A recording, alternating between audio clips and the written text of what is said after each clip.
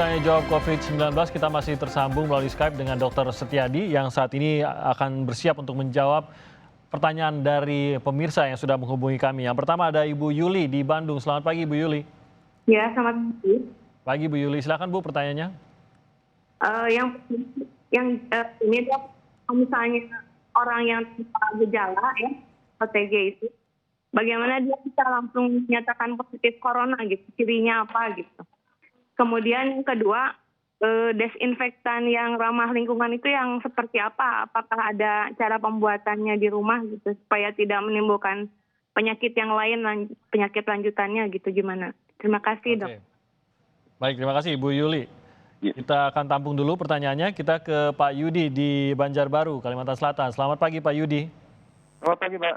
Pagi Pak Yudi, silakan Pak Yudi pertanyaannya untuk dokter. Ya Pak Dok, yang pertama saya ingin tanyakan kan, kata WHO baru-baru ini, WHO ada menduga bahwa penyebaran virus COVID-19 ini melalui udara. Nah, tidak hanya melalui droplet atau bersin. Jadi bagaimana tuh antisipasi yang selanjutnya? Soalnya kan melalui udara ini kan bahaya, luas penyebarannya nih. Ya. Nah, terus yang kedua, sedangkan menurut World Odometer kan dalam minggu pekan ini negara yang begitu maju seperti Amerika, Italia dan Eropa, Spanyol banyak yang mati itu orang pasien COVID kan. Hari ini aja ada di Amerika 1.900 lebih per hari yang mati. Ya. Di negara maju kan, nah, di negara kita sepertinya lonjakan kurva ini terus meningkat. Nah itu sangat bahaya ya kan. Oke. Gimana cara pencegahan lebih lanjutnya? Itu aja, makasih. Gimana menghentikannya ya? Iya. Baik, terima kasih Pak Yudi di Banjarbaru. Kita ke Ibu Rina di Tangerang Selatan. Selamat pagi Bu Rina. Selamat pagi, Timi. Pagi, Bu Rina, silakan Bu pertanyaannya. Ya, pertanyaan saya lebih terkait kepada himbauan WHO ini yang suka berubah-ubah ya. Mereka mengatakan sebelumnya bahwa pasien saja yang menggunakan masker, bukan orang biasa. Lalu sekarang mereka mengatakan orang biasa harus menggunakan masker. Saya lihat kebanyakan orang sekarang ini memakai face shield atau face protector. Itu kan sebenarnya sudah cukup mampu untuk menangkal droplet ya. Lalu sekarang orang harus tetap memakai masker. Apakah ada kemungkinan indikasi bahwa sebenarnya WHO mencurigai ini bisa airborne juga atau gimana gitu. Saya pengen tahu secara jelas apakah memang ada studi ke arah sana sampai kita semua dianjurkan untuk menggunakan masker semuanya. Bukan hanya pasien, itu saja. Oke, baik. Terima kasih Bu Rina di Tangerang Selatan. Dokter tadi sudah mendengar ya pertanyaannya. Yang pertama dari Bu Yuli tadi, bagaimana seorang yang mungkin ODP bisa tahu apakah dia positif atau tidak, dan apa disinfektan yang ramah lingkungan atau mungkin lebih ramah untuk dipakai dan mengenai kita begitu di rumah begitu, tapi lebih aman dan tidak menimbulkan penyakit lainnya. Silakan dok. Ya, baik. Terima kasih. Mengenai ODP, memang untuk kepastiannya adalah pemeriksaan PCR. Jadi kita bisa gunakan juga rapid test, tapi rapid test ini mahal dan kemudian juga harus diulang kalau negatif hasilnya selama 1 minggu kemudian. Yang lebih pasti adalah PCR. Makanya di negara-negara yang seperti Korea Selatan, PCR ini dilakukan di banyak tempat ya dan dilakukan secara massal. Jadi kalau ingin mengetahui pasti dengan PCR. Tidak hanya bisa melihat gejala saja dok ya? Tidak, ada beberapa hal yang kesepakatan dokter sih, beberapa yang membuat kriteria tentang COVID ini diantaranya demam, kemudian limfositnya, kemudian dari hasil CT scan-nya. Tapi ini adalah indikasi ke arah situ. Tapi untuk kepastiannya tetap PCR. Oke, lalu yang kedua tadi dok, disinfektan. Mungkin khawatir dengan bahaya disinfektan. Bagaimana ya, agar dengan aman? Kebanyakan hand sanitizer itu kebanyakan aman ya, karena dokter memang itu melakukan itu di rumah sakit setiap kali mau periksa pasien, mau operasi. Kebanyakan kita melakukan itu dan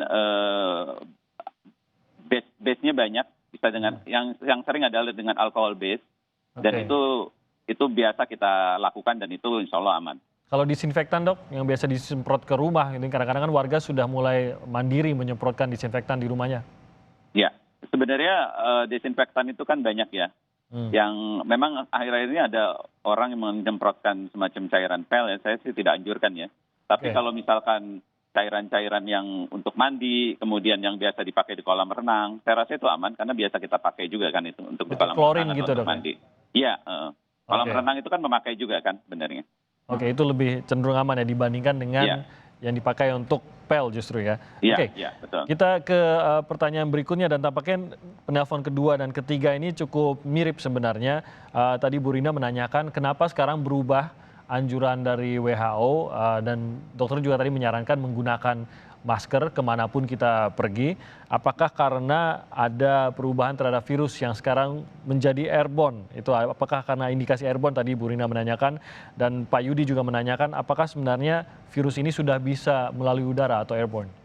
Ya, ya, studi kasus yang terakhir menyatakan bahwa virus ini bisa menularkan melalui airborne. Makanya di ruang ICU ini penularannya hampir melalui aerosol yang terbanyak. Aerosol itu jadi seperti kita berbicara seperti ini, itu sebenarnya keluar aerosolnya. Jadi dan itu bisa membawa virus. Jadi tidak harus batuk ataupun bersin. Dan ini kalau kita terlalu berdekatan kan berbahaya. Dan ada beberapa malah yang mengatakan bahwa aerosol ini atau airborne ini bisa sampai 8 meter, apalagi di ruangan yang tertutup. Jadi memang terakhir ini ada pejabat WHO yang bilang bahwa mungkin masker ini lebih efektif. Artinya masker ini efektif untuk menghentikan penyebaran. Untuk mengurangi penyebaran, untuk mengurangi penyebaran. Tapi tetap 3 hal itu: masker, physical distancing, dan cuci tangan. Jangan lupa itu. Jadi kalau hanya salah satu saja itu tidak bisa membantu untuk mengurangi penyebaran. Jadi harus sepaket tiga, gitu harus ya. 3 itu, harus satu paket.